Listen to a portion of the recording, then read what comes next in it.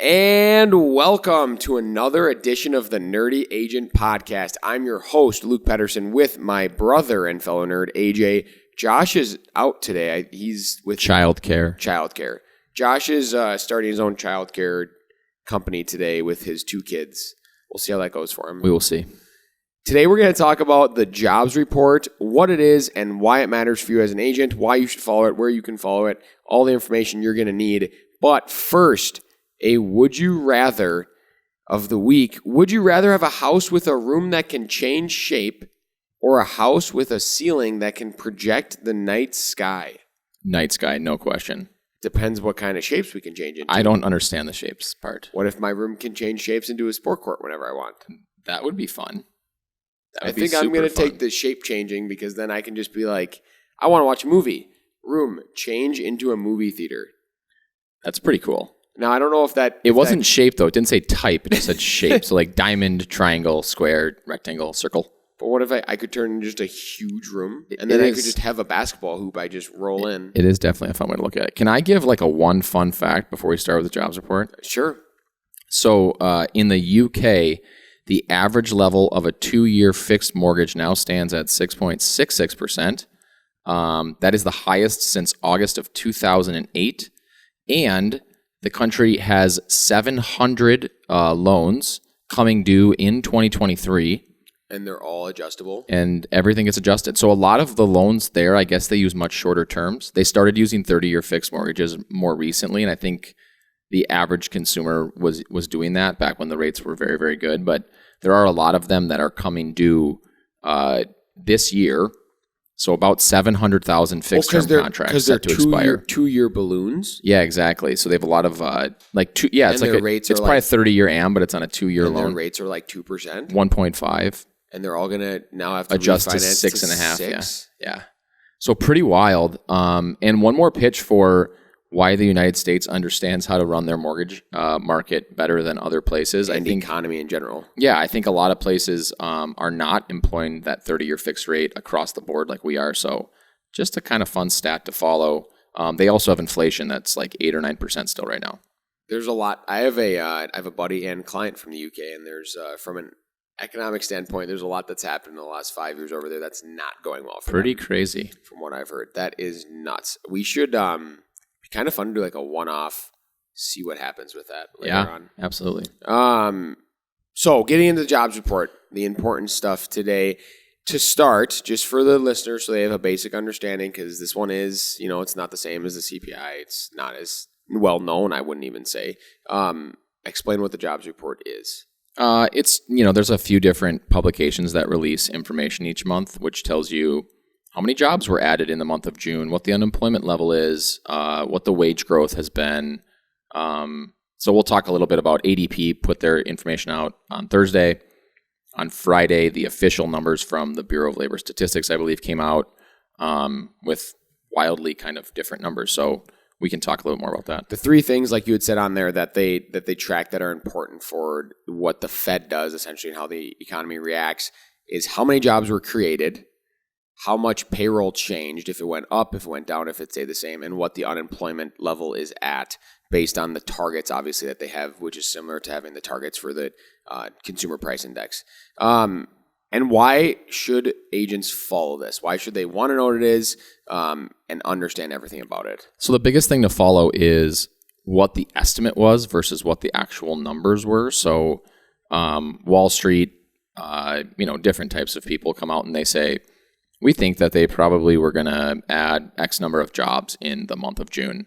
And then the report comes out, and if it's a lot more than that, something happens. And if it's a lot less than that, something happens. And if it's close to the same, something else happens, right? So everything is all about what the market is baking in as far as equity prices, mortgage rates, what the Fed's going to do to react, how they're going to treat bonds, all these sorts of things, and then what actually happened. So that's why it matters, because a lot of it, of course, matters to the stock market, but it also flows through to Treasury yields, bond prices, and then obviously down the road to the 30-year fixed mortgage rate.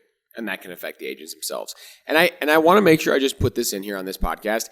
We talk a lot about a lot of different metrics that you can track that come out quarterly, they come out monthly, they come out yearly, and why you should want to track them and why you should follow them. If at any point you're like, holy geez, this is overwhelming because I have to track all these things, I have to remember what all these things are, just pick one or two of them that you actually like, that matter to you, that you have some interest in, and just be an expert on those, because the biggest reason we tell our agents and we're trying to do this podcast so you can learn this stuff is so you can be better than the just average Joe Schmo real estate agent who just says, I sell houses, I love it, it's my passion, I'll open the door for you and tell you to buy the house that you're standing in. You can actually advise people correctly based on knowing this stuff, and you can actually just be really good at your job. And I send out a monthly or a weekly market update to all of our leads with our ISAs, but also to agents in our industry. And I get a lot of responses saying, cool, great. And some of them say, one guy yesterday said, how do you know all of this stuff? And I said, I just look it up, so it's in my brain. I didn't even prepare a script for that. I go on CNBC 2 times a day, probably. I read through their articles. If they're company specific, I'm not too interested in it unless it's something that piques my interest. But when the jobs report comes out, they have a nice long article explaining what happened, what it was, how they think the Fed's going to react, all that kind of stuff. And then I can kind of project forward what I think is going to happen within our world. So I want to unpack that. You go on CNBC twice a day, actually. CNBC. Do you actually? This is not an ad for CNBC. More than 2 times a day, probably. Actually. Oh, yeah. And what do? You just load onto the homepage? Yeah, like I'll do What's it right the now. play? Let's you go to CNBC.com right now. Stocks are little change Tuesday ahead of key inflation data. How do I know that the inflation data is coming out tomorrow? Because I read an article and it told me it's coming out tomorrow. So that's something that you're going to want to look into. Now, White House unveils plan to eliminate threat of fentanyl laced with xylazine. Not super interested in that article right now. Microsoft cuts more jobs on top of 10,000 layoffs announced in January. Interesting. You watch it enough and you see these companies like Microsoft, Apple, Meta, they're laying people off. And then we see the jobs information come out and you go, oh, that kind of makes sense. I understand what's going on within our economy right now. And the real estate industry, and I can't say this enough, has a absolutely massive and debatably one of the largest impacts on how the U.S. economy is doing and where it's going to go, because the mortgage industry is so large and there's so much money exchanging hands. And so you're always going to see stuff specifically about real estate too. You'll see that stuff, but then they'll come up here and say, real estate expert, mortgage rates won't go back down to 3% in my lifetime. Yeah. Right. Here's why. That's a great one to read, and then you can talk to your clients and say, hey, you're not going to get 3% again. Advise them differently based on that. I read this article yesterday. They know you're out there trying to be better, trying to be an expert. I'm going off on a tangent, but that was a really cool piece. We should actually tell our team about this because I think some people, I didn't even know you did that. That's cool. Yep. I'm going to start going on here more. Yep. Super fun. Back to the jobs report. So that's why it matters. You should learn more about it. Now, the actual report itself, give us an idea on kind of where it's at compared to where it was, or kind of what it's looking like. The Fed probably thought that the unemployment was going to be quite a bit higher than it is right now based on the tightening that they've done with these overnight rates. But it stayed pretty steady under 4 for I think 6 or 7 months now.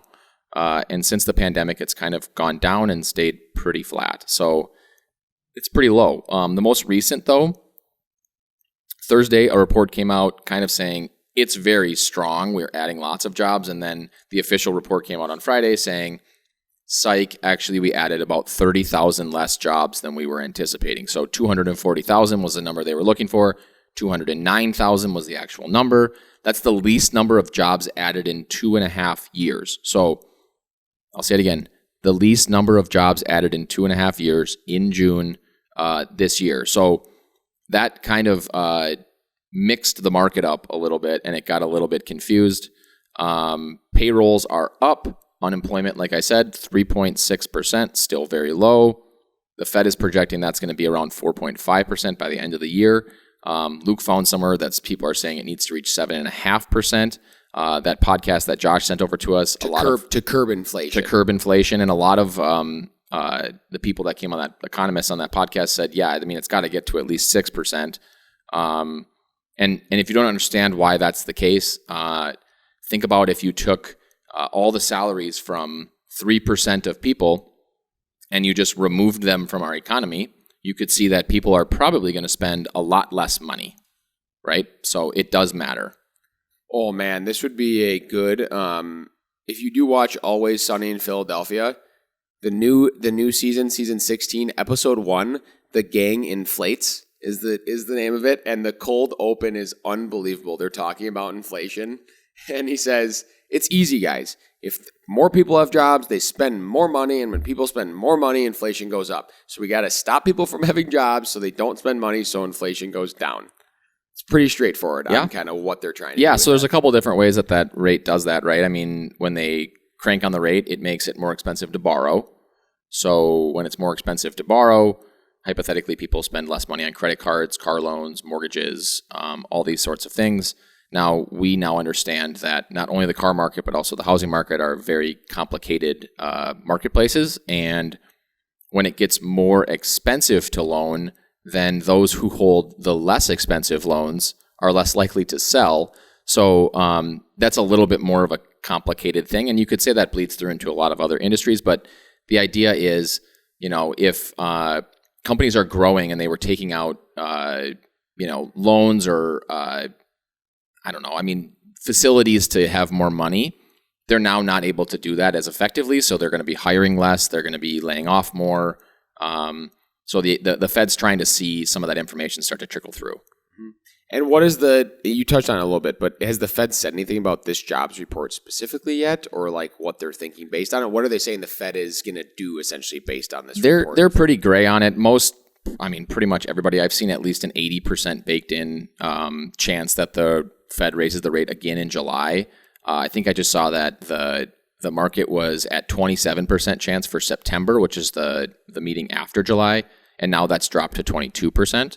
So Powell did say a couple more times the last time that he talked, even before they decided to pause at the last meeting. So he's now said that a couple times, like a couple more times has kind of been what he said. So it'd be surprising if they don't do a couple. But I think we've talked before, too, that he has to hedge a little bit and not send the markets ripping in a situation that they don't need to be doing that if they don't feel like the economy is in a great place.